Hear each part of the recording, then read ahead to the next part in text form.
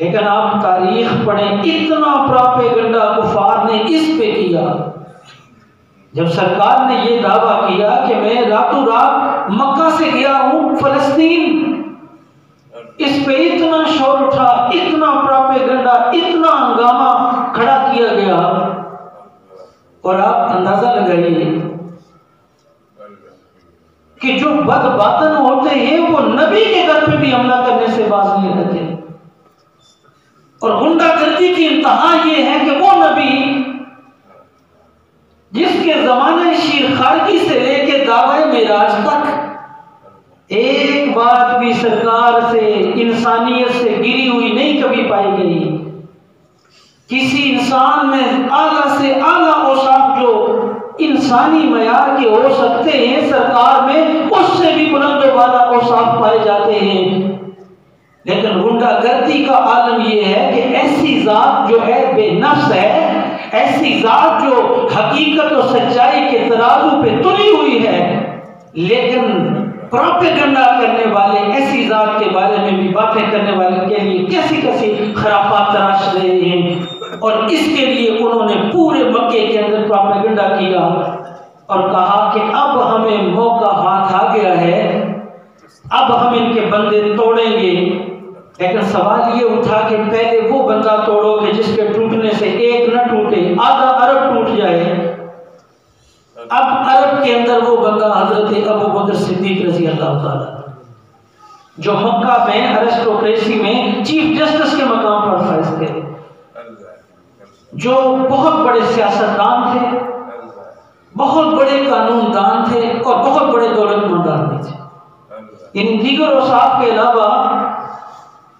مکہ کی سیاسی ویٹ جو تھا وہ حضرت ابو بکر صدیق رضی اللہ تعالیٰ عنہ کے ساتھ تھا۔ اب انہوں نے کہا کہ اس بندے کو توڑتے ہیں، اگر ابو بکر، ابھی صدیق نے کہا گیا تھا، ابو بکر ٹوٹ گیا تو یہ مکے کی بڑی اکثریت ٹوٹ جائے گی۔ اب رؤسائے قریش حضرت ابو بکر صدیق کے پاس آئے، ان کا جو سرغنہ تھا وہ ابو جہل ہے، آپ کے حضرت ابو بکر صدیق رضی اللہ تعالیٰ عنہ سے کہتا ہے،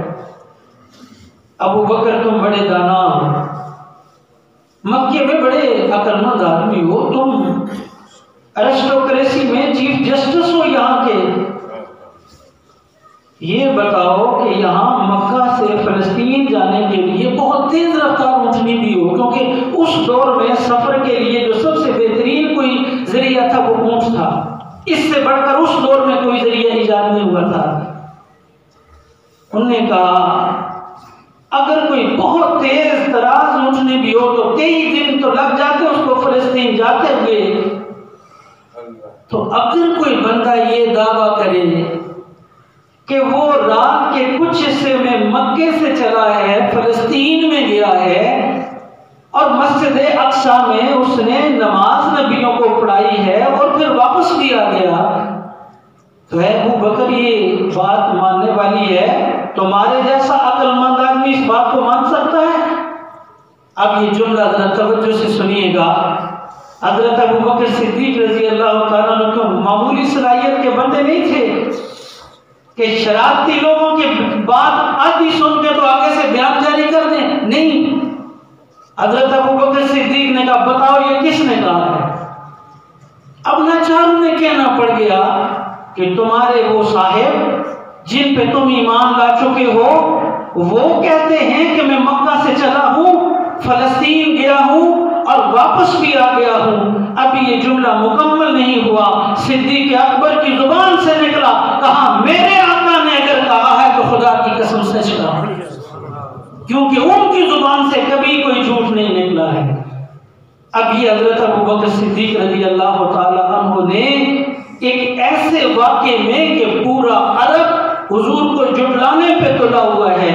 سرکار کے خلاف پراپیگنڈے کے طوفان بدتمیزی اٹھائے گئے ہیں اور ساری دنیا جھٹلانے پہ کھڑی ہے، ایسے عالم میں پورے عرب کی مخالفت کو سہ کر جس نے حضور کی رسالت اور صداقت کے پرچم کو بلند کرنے کے لیے اپنے سینے پہ تیر کھائے ہیں، اس بندے کا نام حضرت ابو بکر صدیق رضی اللہ تعالیٰ